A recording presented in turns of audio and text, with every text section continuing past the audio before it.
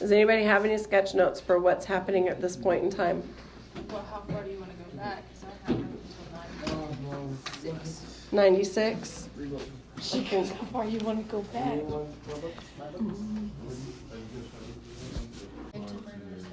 Okay, so we have Jeremy. Were you on there? Julian, were you on there? Jeremy? Yeah. I thought that was Okay, I thought it was too. Jeremy Strohmeyer. He's going to sit in prison, isn't he? how David didn't help. He could have been a hero. And then the girl voted, ran for president. And she won. A mom told her kid, if I give you $20 and keys to my car, if you leave me alone for the weekend. Oh, yes. Keys to my car if you leave me alone for the weekend. He Okay. blamed it on the drugs and alcohol. And then,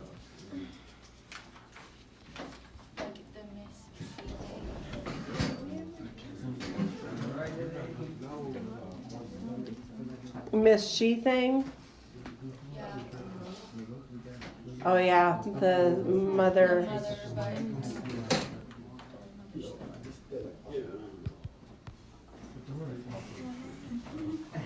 So we're going to put on a going out sign.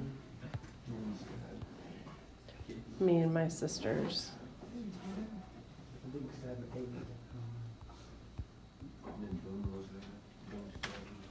Okay. What else? Was that it? What happened?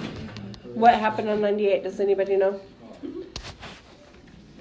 Hey, my group over there on the other side, the ones that are not closest to me, can you tell me what happened on entry 98? Can anybody tell me what happened on entry 98? It was basically talking about, they were a family. They're a family. Or how they're going to be in official class. So room 203 sticks together. Oh, yeah. Yeah, together the mom leaves, she. I really wanted to do that in bubble and that didn't work. 203 together.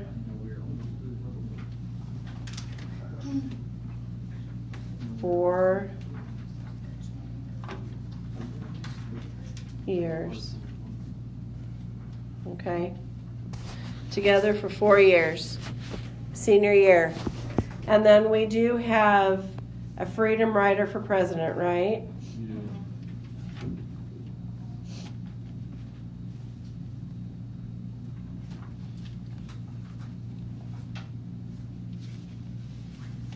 Right? Does that work? Does that give you some ideas of what's going on in the class and what's happening to them? So Jeremy Strohmeyer, they came back from their trip. He raped a 4-year-old or 7-year-old. Now he's going to get life in prison, right? Okay. The She thing moves in, and me and my sisters move out because we're not able to. Yeah, I know. Just here, bring it up here and grab another copy. Me and my sisters move out. Then David is not a hero to the little girl, is he? Notice I put him on a badge. He's actually stuck there. And then the mom gives $20 and the keys to the car, and the young woman is alone for the weekend, or to leave her alone for the weekend. Now the room 203 is together for 4 years, and Freedom Rider for president. That's pretty good. That works, yes? It works. Okay. So now we are on entry 99. I'm going to go mad and furious. I may have to stop halfway so that I can stop recording and then pick back up recording. So bear with me, okay, as we go. Okay. So we have diary 99. Dear diary, my mother always uses little cliches like, what doesn't kill you makes you stronger. If living in the projects is supposed to make me a stronger person, then I would rather be weak. I've spent most of my life living in poverty, being afraid to walk out of my front door because of the risk of being shot. My neighborhood has a way of demolishing any hope I have for a brighter future. I was born poor, and I will probably die poor. No one from my neighborhood has ever made a difference, and I probably won't make one either. Bye, guys. This was my mindset. For so long, society has told me that because of my neighborhood and the color of my skin, I would never amount to anything. The thought of college terrified me. At times, we barely had enough money to pay our rent. I knew that we couldn't afford college. In addition to that, no one from my neighborhood had ever successfully completed college. If anyone ever did attempt to go to college, it's because they hoped to get the financial aid money. When they couldn't, they would drop out. Most people in my neighborhood figured they weren't smart enough. No one else in the hood has graduated from college, so why should they be the first to try? This was my mindset until I met a woman named Cheryl Best. Adversity makes warriors of us all, Cheryl said. I grew up in the projects, and despite what others may have thought of me, I might never have let them bring me down. I've witnessed it all, and I didn't get caught up in the negativity surrounding my neighborhood. If I could make it in the projects, I knew that I could make it anywhere. That was the first time in my life that I had heard somebody talk about living in the hood in a positive manner and with a smile on their face. I started to think about all of the horrific things I've witnessed. Crackheads getting high in front of me, and drug dealers making more money in one day than the stockbroker makes in a week. I realized that, like Cheryl, I too would have never been caught up in the negative lifestyle that surrounded me. For a brief second, Cheryl made me feel as if I was a warrior and destined to make it out of the undeclared war that I called home, the projects. Not only did Cheryl live in the projects, but she also survived an ordeal that is so horrific. It seemed like something invented in a horror movie. Cheryl was kidnapped, raped, driven into the desert, had acid poured all over her body. She was left to die. Cheryl refused to give up on her life. As I lay there helpless, my life flashed before me. I realized that I had overcome too many obstacles in my life to just give up and die. I had too much to live for. I heard she describe the horrible ordeal she went through. The fact that she survived made me speechless. Cheryl got up from the ground, even though the acid was eating away at her skin, and she began to walk towards the sound of moving cars that were on the highway, about 100 feet away from her. The acid had blinded her, and she had to rely on her other senses. Once Cheryl reached the highway, a motorist spotted her and took her to the hospital. I pictured in my mind what Cheryl went through. I thought about what had happened to me. I would have given up and asked the Lord to take my life. Cheryl didn't. She believed that she had too much to live for.